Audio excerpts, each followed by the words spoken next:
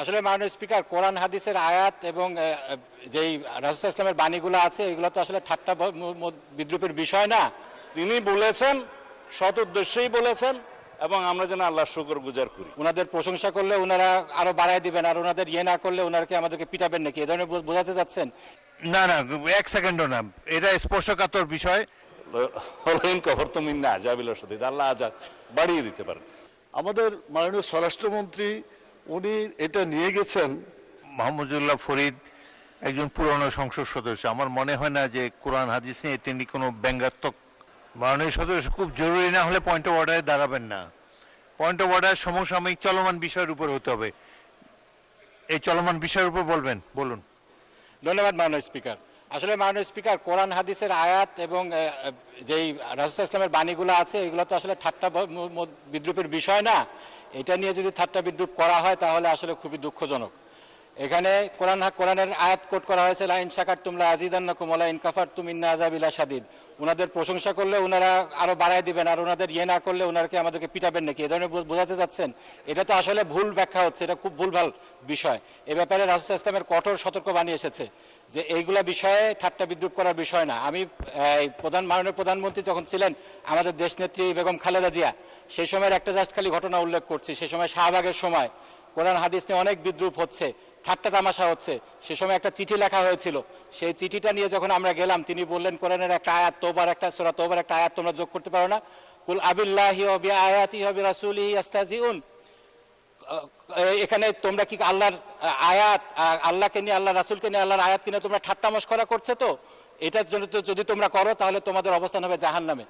এই জিনিসটা আমাদেরকে খুব সতর্কভাবে নিতে হবে। কোরআন হাদিসের ভুল ব্যাখ্যা, কোরআন হাদিসের এরকম অবমাননাকর কিছু বিষয়, এগুলো আমাদেরকে কোনোভাবে করা যাবে না। এটার ব্যাপারে আপনার দৃষ্টি আকর্ষণ করছি মাননীয় স্পিকার। ধন্যবাদ মাননীয় সদস্য।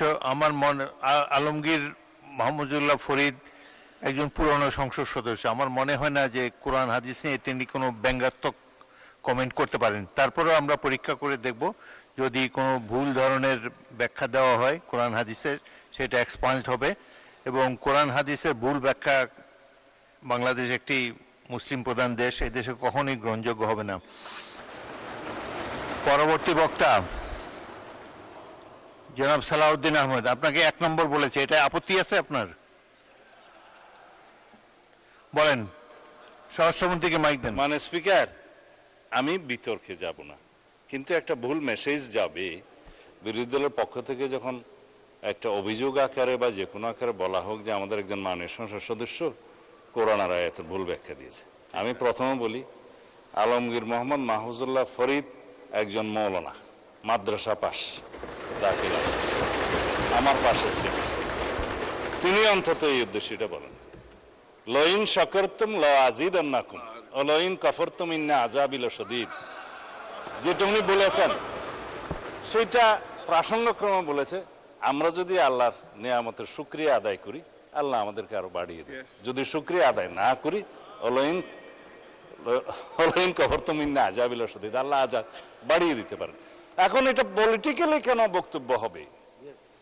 এটা দিয়ে কেন পয়েন্ট অফ অর্ডারে বাড়ানো হবে? এটা ঠিক হয় না মাননীয় স্পিকার।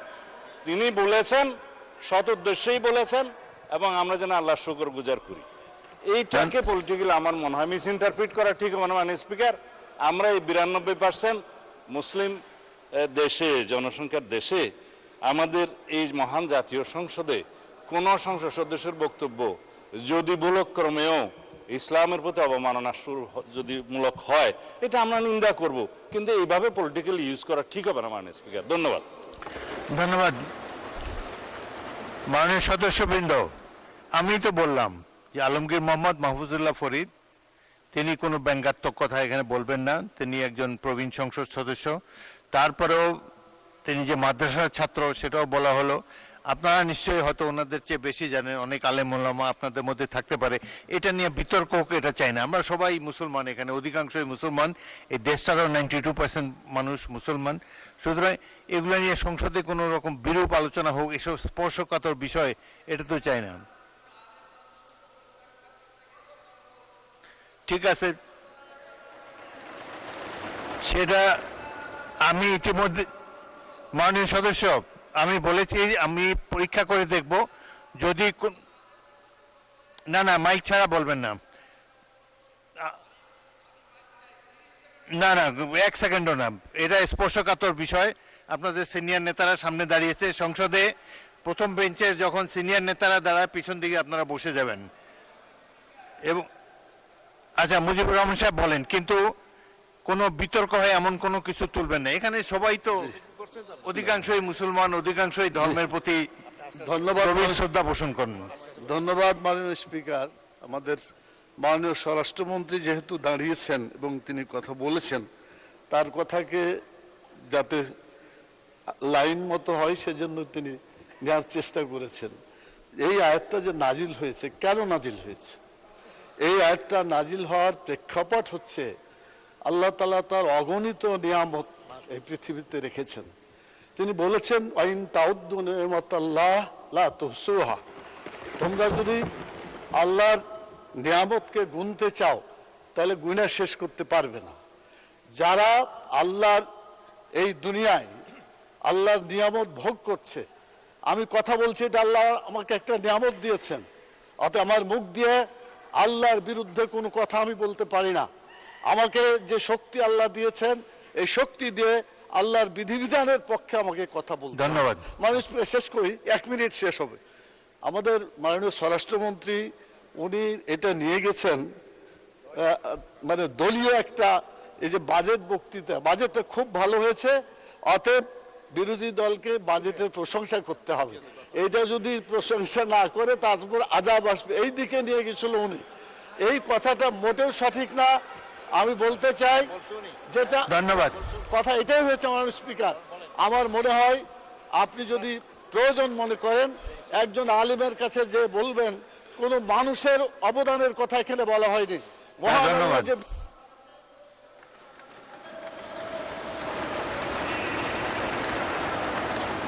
ধন্যবাদ। মাননীয় সদস্য বসুন।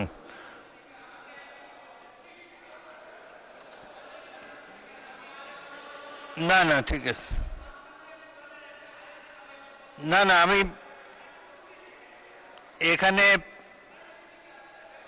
এখানে মাদ্রাসা পড়ার, মাদ্রাসা শিক্ষায় শিক্ষিত আলেম অনেক বেশি আছে এখানে এই দিকের চাইতে, সেটা তো আমরা স্বীকার করে নিয়েছি। তবে আমার এই ট্রেজারি বেঞ্চও 2-1 জন আছে। ওই দিন আপনি বলেছেন ভালো, অলরেডি আপনি কিছু জানেন, এটা তো আমরা ধরে নিলাম। এখন আপনি বললে আবার একটা বিতর্ক শুরু হবে। Kamruzzaman Ratan, no more please, আমাদের বাজেট বক্তৃতায় যেতে হবে। পরে আরেক সময়, আরেক দিন বলেন, আপনার এটা জমা রাখেন, পরের দিন আরেক সময়। আচ্ছা বলেন, কিন্তু কোনো বিতর্কের সৃষ্টি করবেন না। ওয়াদা করলাম। আচ্ছা, কামরুজ্জামান বলুন। বিসমিল্লাহির রহমানির রহিম। আমি আলেমুল আমাদের মাঝখান দিয়ে যে কথাটা বলবো, যদি ভুল হয় ওনারা শুদ্ধ করে নেবেন। পবিত্র কোরআনে একটা আয়াতের মধ্যে আছে, সামিআনা ওয়া আতানা, আমরা শুনলাম এবং এতায়াত করলাম, যা সহি তারাই যেন আমরা আমল করি, এই আমলের মধ্যে দিয়ে আমাদের যেন পরিশুদ্ধতা থাকে। ধন্যবাদ মাননীয় স্পিকার। ধন্যবাদ। মাননীয় সদস্যবৃন্দ, পরবর্তী বক্তা মোহাম্মদ কয়সার আহমদ, 226 সুনামগঞ্জ 3, আপনার সময় 6 মিনিট। চিফ হুইপ, আপনিও আরবি একটা আয়াত পড়বেন। বিসমিল্লাহির রহমানির রহিম।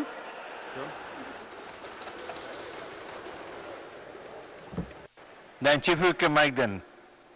অনুরোধ করতে চাই মাননীয় স্পিকার, আপনার মাধ্যমে সকল মাননীয় সংসদ সদস্যের কাছে, মানে সিনিয়র লিডাররা দাঁড়ালে অন্যান্য সদস্যবৃন্দ আছেন তারা স্বাভাবিকভাবেই বসবেন এবং সিনিয়ররা কথা বলবেন।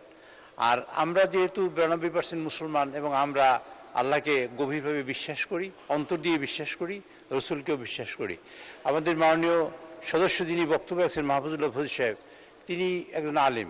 তা আপনি তার কাছেও জিজ্ঞেস করতে পারেন তিনি ব্যঙ্গাত্মকভাবে বলেছেন নাকি মানে হৃদয় খুলেই কথাটা বলেছেন, যে আমরা সবাই যেন সহিভাবে গ্রহণ করতে পারি। এই কথাটা তো মাহফুজুল্লাহ ফজিল সাহেব তিনি স্বীকার করেন যে আমরা যে কথাটা বলেছি সেটা কোনো ব্যঙ্গাত্মকভাবে বলি নাই এবং কেউ পরিহাস করার জন্য, ঠাট্টা বিদ্রুপের জন্য না। এটা একান্তভাবেই আমাদের সকলের মানে আমলকে আরও সহি এবং শক্তিশালী করার জন্য বলা হয়েছে। কাজে মাননীয় স্পিকার, এই আলোচনাটা এখানেই শেষ হোক এবং আমরা সবাই মুসলমান, আমরা সেটা বিশ্বাস করি। হ্যাঁ, আর সিনিয়ররা বক্তৃতা দিলে মাননীয় স্পিকার আপনি জুনিয়রদের সঙ্গত কারণে আপনি গ্রহণ করবেন না, সেটা আমার কাছে প্রত্যাশা করি। ধন্যবাদ মাননীয় স্পিকার।